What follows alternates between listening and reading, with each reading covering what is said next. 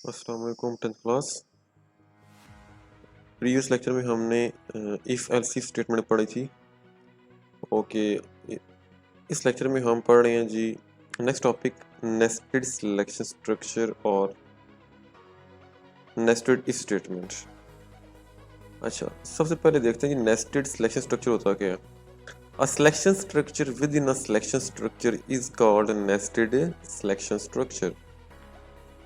For example, पहले हमने पढ़ी थी ना, इफ़ पढ़ी थी स्टेटमेंट, इफ़ एल्स स्टेटमेंट पढ़ी है, इसके बाद इफ़ एल्स इफ स्टेटमेंट पढ़ी है। ठीक है, अगर हम इफ़ और एल्स स्टेटमेंट इस्तेमाल करते हैं और इफ़ के अंदर हम एक और इफ़ एल्स स्टेटमेंट इस्तेमाल करते हैं, ठीक है, तो ये हमारे पास क्या कंसिडर होगा जी, नेस्टेड इफ स्ट्रक्चर कंसिडर होगा, नेस्टेड इफ स्टेटमेंट कंसिडर होगा। ठीक है, इसी को हम बोलते हैं जी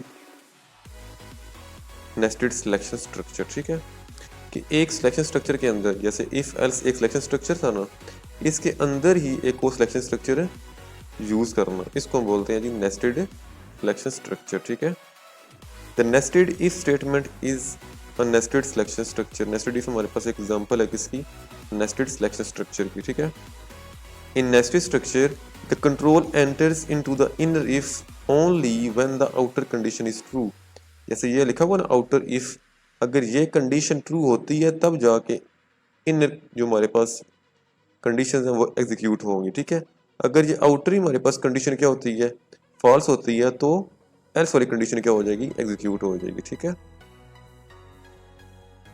only one block of statements are executed and remaining blocks are skipped automatically. Obviously जैसे पहले हमारे पास इफ और एल्स हमने पढ़ा था, उन दोनों में से एक ही क्या होता था, एग्जीक्यूट होता था। उसके बाद हमने ills F if else if पढ़ा है हमने, उसमें भी क्या होता था, एक ही ब्लॉक एग्जीक्यूट होता था जहाँ पे हमारे पास कंडीशन ट्रू होती थी। सेम यहाँ पे भी सेम ऐसा ही होना है कि एक ही हमारे पास ब्लॉक क्या होगा, एग्जीक्यूट होगा, बाकी सारे क्या हो जाएंगे, स्किप हो जाएंगे। ठीक है, the user can use as many if statements inside another if statement as required. मतलब जितनी सी ज़रूरत है एक कंडीशन के अंदर, जैसे इफ कंडीशन के अंदर वो मल्टीपल इफ कंडीशन इस्तेमाल कर सकता है। ठीक है, इसकी कोई हद नहीं है। ठीक है, the increase in the level of nesting increase the complexity of nested if statement. लेकिन अगर हम नेस्टिंग इंक्रीज करते जाएंगे, मतलब इफ कंडीशन के अंदर मजीद मल्टीपल इफ कंडीशन लगाते जा रहे हैं, इस तरह क्या होगी, कम्प्लेक्सिटी क्या हो जाएगी, बहुत ज़्यादा इंक्रीज हो जाएगी। ठीक है, फिर इस तरह एरर फाइंड करना हमारे लिए मुश्किल हो जाएगा। ठीक है, अच्छा सिंटैक्स क्या है इसका जी, नेस्टेड इफ स्ट्रक्चर का। The syntax of nested if is as follows. सबसे पहले हमारे पास क्या होती है जी, आउटर कंडीशन होती है जिसमें हमारे पास इफ और एल्स है। ठीक है, आप इफ के साथ ही क्या कर सकते हो, एक और सिलेक्शन स्ट्रक्चर है, इसके अंदर ये एक आप क्रिएट कर सकते हो। ठीक है, अगर हमारे पास इफ कंडीशन वाला जो आउटर इफ हमारे पास है, वो अगर ट्रू कंडीशन करता, ट्रू होती है हमारे पास वो वाली कंडीशन, तब जाके इनर इफ में हमारे पास कंपाइलेशन स्टार्ट हो जाएगी। ठीक है, अगर हमारे पास इफ कंडीशन आउटर जो इफ है वो अगर फॉल्स हो जाती है, तो हमारे पास एल्स वाली स्टेटमेंट क्या हो जाएगी, ऑटोमेटिकली एग्जीक्यूट हो जाएगी, और बाकी सारे ब्लॉक्स क्या हो जाएंगे, ये वाले इनर इफ वाले सारे स्किप हो जाएंगे। ठीक है,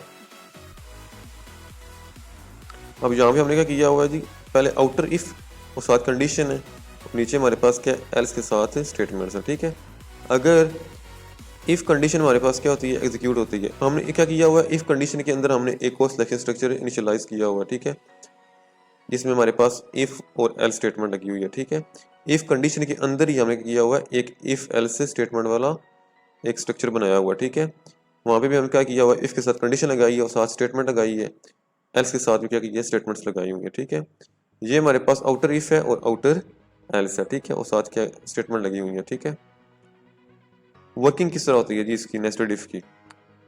in nested if statement the condition of outer if is evaluated first. सबसे पहले क्या होता है जी, जो आउटर इफ है उसकी एवेल्युएशन होगी, ये सबसे पहले कंडीशन चेक की जाएगी। ठीक है, if it is true the control enters in the inner if block. अगर ये हमारे पास कंडीशन आउटर इफ वाली ट्रू होती है तो इनर ब्लॉक में क्या हो जाएगी, कंट्रोल इस तरफ एंटर हो जाएगा। ठीक है, फिर ये अंदर वाली स्टेटमेंट्स क्या होंगी, एग्जीक्यूट होगी कंडीशन की बेस पे। ठीक है, if the condition is false the inner if is skipped and control directly moves to the else part of the outer if। अगर हमारे पास ये कंडीशन क्या होती है, फॉल्स हो जाती है, तो आउटर इफ के नीचे हमारे पास जो लिखा गया है एल्स, उसकी स्टेटमेंट्स क्या हो जाएंगी, एग्जीक्यूट हो जाएंगी। ठीक है, if outer if is true the control enters the inner if statement, the inner if evaluated according to the simple if statement। अच्छा, यहाँ पे लिखा है जी, अगर हमारे पास आउटर इफ क्या होता है जी, ट्रू होता है ये वाला, तो हमारे पास इसके अंदर ब्लॉक जो बना हुआ है उसके अंदर हमारे पास कंट्रोल एंटर हो जाएगा, इधर कंट्रोल एंटर हो जाएगा। फिर ठीक है, फिर जो उधर इफ के साथ कंडीशन लगी होगी उसके बेस पे आगे क्या होगा, फिर डिसीजन लिया जाएगा। ठीक है, ये वो अगर ट्रू है तो ये वाली स्टेटमेंट्स एग्जीक्यूट हो जाएंगी, अगर नहीं तो अगर फॉल्स होता है तो हमारे पास एल्स वाली स्टेटमेंट क्या हो जाएंगी, ये वाली एग्जीक्यूट हो जाएंगी। ठीक है, आगे हमारे पास क्या है जी, फ्लो चार्ट बना हुआ है। The flow chart of nested if statement is as follows. सबसे पहले स्टार्ट साथ क्या होगी जी, इफ के साथ क्या लगी हुई, कंडीशन लगी होगी। ठीक है, ये हमारे पास क्या है जी, आउटर इफ।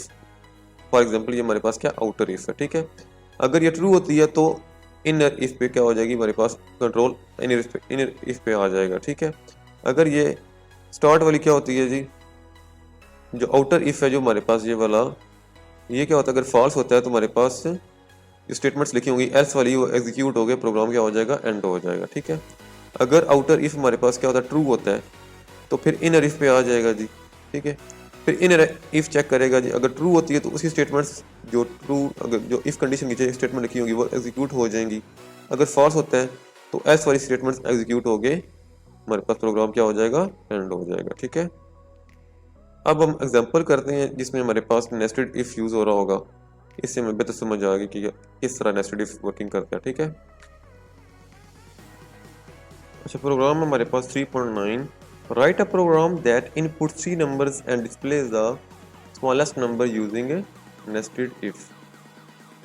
हम ये प्रोग्राम इफ एल्स इफ के थ्रू भी क्या कर सकते हैं, ये क्रिएट कर सकते हैं प्रोग्राम। ठीक है, लेकिन यहाँ पे इसमें बोला नेस्टेड इफ, तो हमें फिर नेस्टेड इफ के अकॉर्डिंग करना पड़ेगा। ठीक है, पहले हमारे पास क्या होगी, header file, main function, 3 numbers हैं तो हमें 3 नंबर क्या कर लिए हैं, डिक्लेयर कर रही हैं। ठीक है जी, ए बी और सी।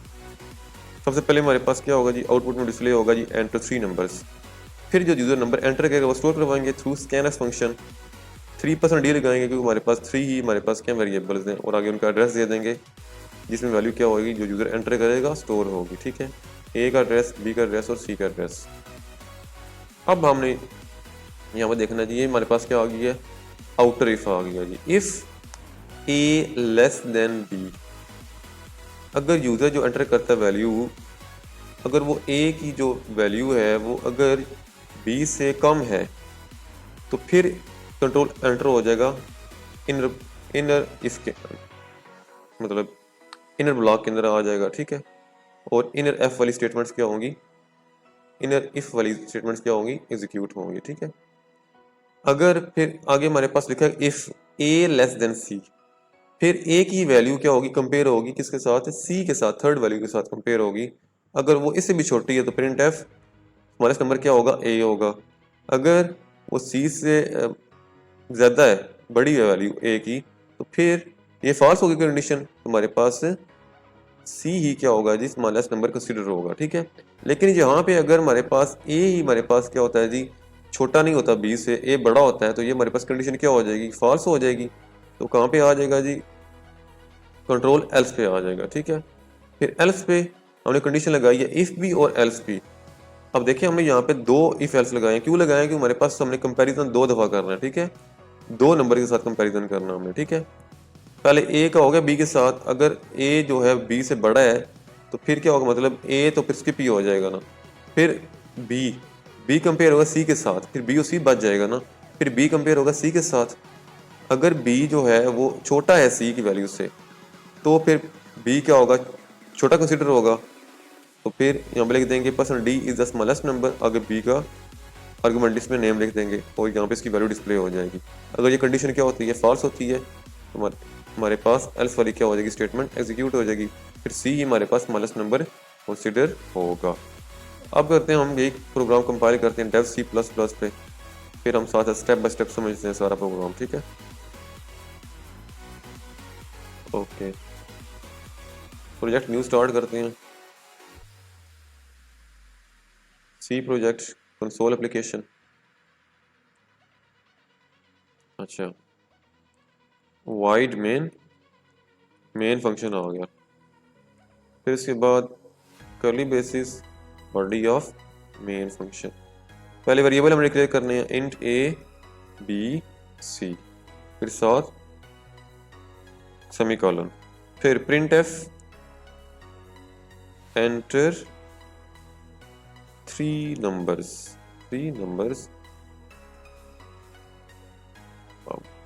यूजर जब एंटर करेगा उनकी वैल्यू स्टोर करवानी है, तो थ्रू स्कैन एफ फंक्शन क्या करेंगे, वैल्यू स्टोर करवाएंगे। परसेंट डी लगाएंगे हम, क्योंकि हमारे पास इंट डाटा टाइप है, इसलिए जो वेरिएबल हमने डिक्लेयर किए हैं हमारे पास इंट डाटा टाइप है। ठीक है, फिर नेक्स्ट हमने एड्रेस देना उन वेरिएबल्स का। पहले ए का एड्रेस दे दिया, फिर बी का एड्रेस दे दिया, फिर सी का एड्रेस दे दिया। ठीक है, ये पहली वैल्यू किस में होगी जी, ए में स्टोर होगी, दूसरी बी में, तीसरी सी में। फिर आउटर इफ की कंडीशन लगानी है। इफ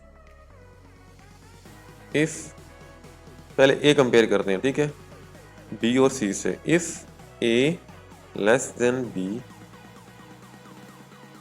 तो फिर इनर इफ में कंट्रोल एंटर होना चाहिए। ठीक है, और इनर इफ में हम क्या लगाएंगे जी, कंडीशन ए लेस देन सी। ठीक है, पहले ए का कंपैरिजन हुआ बी के साथ, तो ये कंडीशन ट्रू होती है, फिर नीचे वाला ब्लॉक जो होगा इनर इफ, इसके साथ क्या होगी, कंट्रोल इधर एंटर हो जाएगा और इसकी स्टेटमेंट्स क्या होगी, एग्जीक्यूट होंगी। ठीक है, अकॉर्डिंग टू कंडीशन। फिर लिखेंगे जी हम प्रिंट एफ अगर बी के साथ कंपैरिजन हो के और सी के साथ कंपैरिजन हो गया और ए की वैल्यू छोटी आती है, इट मीन्स कि हमारे पास जो ए की वैल्यू है सबसे छोटी है। Percent D is the smallest number. आगे क्या करेंगे, डबल कोट्स के बाद कॉमा लगा के आर्गुमेंट लिस्ट में उस वेरिएबल का नेम दे देंगे जो सबसे स्मॉल है। तो यहाँ पे हमारे पास ए स्मॉल कंसिडर हो रहा था, तो जो ए की वैल्यू होगी वो यहाँ पे डिस्प्ले हो जाएगी। ठीक है, एंड पे semicolon. Else print F percent D is the smallest number. ठीक हो गया। और अगर ए का कंपैरिजन होता है बी के साथ लेकिन ए छोटा होता है, फिर इनर इफ में आता है हमारे पास कंट्रोल आता है। फिर अगर ए जो है वो सी से क्या होता है जी, बड़ा होता है, तो फिर सी रह जाएगा ना, फिर सी कंसिडर क्या होगी, हमारे पास स्मॉलेस्ट वैल्यू कंसिडर होगी। ठीक है, सी यहाँ पे आ जाएगा। ठीक है, और साथ है सेमीकोलन,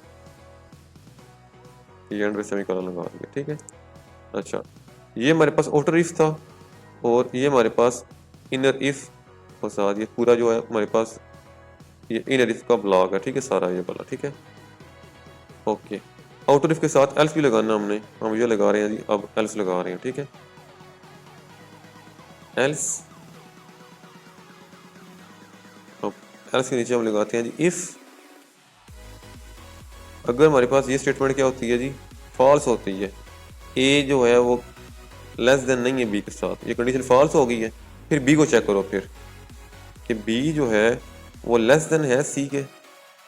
अगर लेस है तो प्रिंट कर दो जी, प्रिंट एफ कि बी ही हमारा स्मॉलेस्ट नंबर है। ठीक है, percent D is the smallest number. आगे बता दो जी, कॉमा लगा के वो वेरिएबल सी था तो सी लगा देते हैं। ठीक है, सॉरी बी था यहाँ पे, अगर बी सी से छोटा होता है बी स्मॉलेस्ट नंबर कंसिडर होगा। एल्स प्रिंट एफ अगर ये हमारे पास कंडीशन क्या होती है, फॉल्स होती है, तो सी क्या होगा हमारे पास स्मॉलेस्ट नंबर कंसिडर होगा। Percent D is the smallest number और कॉमा लगा के सी लगा दिया। ठीक है, एंड पे सेमीकोलन। ओके, अब करते हैं कंपाइल, इसको करते हैं, अब चेक करते हैं ज़रा हमारे पास क्या आउटपुट आती है इसकी। एक बार चेक कर लेते कंपाइल करके, मे बी हमें कर्ली ब्रेसेस लगानी पड़ेंगी, पहले चेक कर लेते हैं। ओके, कंपाइल हो गया, कोई एरर वगैरह नहीं आए, नो एरर्स। ओके, हमारे पास आउटपुट डिस्प्ले हो गया जी, enter 3 numbers. Okay, 3 number enter करने जी। पहला मैं एंटर करता हूँ 12 स्पेस 12 किस में स्टोर हो गया, जाके ए में स्टोर हो गया। फिर मैं करता हूँ जी 22 करता हूँ जी एंटर, ये किस में जाके स्टोर हो जाएगा, बी में। फिर मैं एंटर करता हूँ 32, ये किस में जाके स्टोर हो जाएगा, सी में। ठीक है, अब देखें जी, हमारे पास ए की वैल्यू 12 आ गई है, बी की वैल्यू 22, सी की वैल्यू 32। अब ए की वैल्यू यहाँ पे क्या आ गई है, इस जगह पे if A less than B, A के हमारे पास 12, बी के हमारे पास 22, 12 लेस देन 22, कंडीशन हमारे पास क्या होगी, ये वाली ट्रू हो गई है। तो फिर कंट्रोल कहाँ पे आ जाएगा, इनर इफ की तरफ आ जाएगा। ठीक है, ये इनर इफ है हमारे पास, ये वाला। ठीक है, ये इनर इफ है। फिर ए की वैल्यू चेक होगी किसके साथ, सी के साथ चेक होगी। ए की वैल्यू 12 थी, सी की वैल्यू क्या थी, 32, 12 लेस देन 32, हमारे पास ये भी कंडीशन क्या हो गई है, ट्रू हो गई है। तो फिर हमारे पास ए ही क्या कंसिडर होगा, स्मॉलेस्ट नंबर कंसिडर होगा। ठीक है, ओके, मैं अब करता हूँ, एंटर करता हूँ, एंटर की प्रेस करता हूँ, 12 इज द स्मॉलेस्ट नंबर, और यहाँ पे क्या हो गया जी, ये वाली स्टेटमेंट क्या हुई थी, एग्जीक्यूट हुई थी। ठीक है, जो की वैल्यू किसकी थी, ए की वैल्यू थी। Question D is the smallest number, जो ए की वैल्यू 12 थी वो यहाँ पे जाकर डिस्प्ले होगी, 12 इज द स्मॉलेस्ट नंबर। अब मैं रैंडम नंबर देता हूँ। ठीक है, पहले तो मैं सीक्वेंस में दिए ना 12, 22, 32, अब रैंडमली देता हूँ मैं नंबर। ठीक है, फॉर एग्जांपल 31, 52 और 11। अब ए की वैल्यू क्या आ गई है, 31, बी की वैल्यू 52 आएगी, सी की वैल्यू क्या आएगी, 11 आएगी। तो हमारे पास क्या होगी, सी की वैल्यू क्या होगी, कंसीडर होगी स्मॉलेस्ट। ठीक है, ओके, पहले चेक होगा जी A less than B, 31 less than 52 less है, हमारे पास ये कंडीशन क्या होगी, आउटर इफ वैल्यू ट्रू हो गई है। तो हमारे पास कंट्रोल इनर इफ में आ जाएगा, अब यहाँ पे आ जाएगा। फिर ए चेक होगा सी के साथ, 31 लेस देन 11, सी की वैल्यू क्या थी हमारे पास, 11 है, 31 लेस देन 11 नो, ये हमारे पास कंडीशन क्या हो गई है, फॉल्स। तो एस वाली कंडीशन पे आ जाएगा और ये क्या हो जाएगी, एग्जीक्यूट हो जाएगी। Person D is the smallest number, और क्या लगाया, सी। तो सी की वैल्यू क्या थी हमारे पास, 11, 11 यहाँ पे क्या हो जाएगा, डिस्प्ले हो जाएगा, 11 इज द स्मॉलेस्ट नंबर आ जाएगा। ठीक है, ओके, मैं एंटर कर की प्रेस करता हूँ, अब 11 इज द स्मॉलेस्ट नंबर क्या होगी हमारे पास, आउटपुट आ गया। ठीक है, ये था हमारा प्रोग्राम जी। 3 नंबर्स में से हमने फाइंड करना स्मॉलेस्ट कौन सा है using A nested if structure.